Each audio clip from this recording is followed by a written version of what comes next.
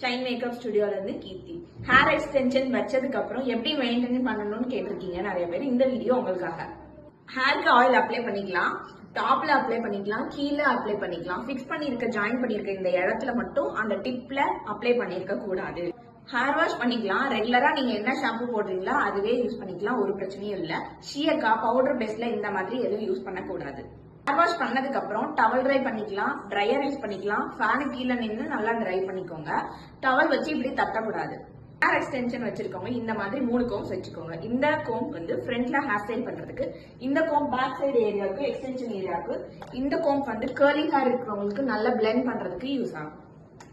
இந்த comb extension ஏரியால எப்படி யூஸ் பண்ணணும்னா, எக்ஸ்டென்ஷன் இந்த மாதிரி இடத்துல இருக்கு அப்படின்னா இந்த கோம்ப் நம்ம போடுறப்போ எக்ஸ்டென்ஷன் இதுல டேமேஜ் ஆகாம ஃப்ரீயா கோம் பண்ணிக்கலாம். நீங்க வீட்டுல இருக்கப்பயோ நைட் டைம்லயோ கொண்டை போடணும் அப்படின்னா இந்த மாதிரி போனிடைல் போட்டுட்டோ, இல்லாட்டி சடை பின்னி போட்டதுக்கு அப்புறம் இப்படி கொண்டை போட்டுக்கோங்க. அப்படி இல்லாட்டி இந்த மாதிரி கிளிப்ஸ் எடுத்து இப்படி போட்டுக்கோங்க.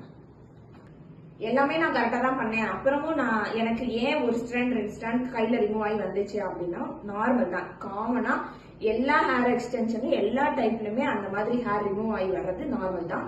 நம்ம ரீஃபில் பண்ணிக்கலாம், பயப்பட தேவையில்லை.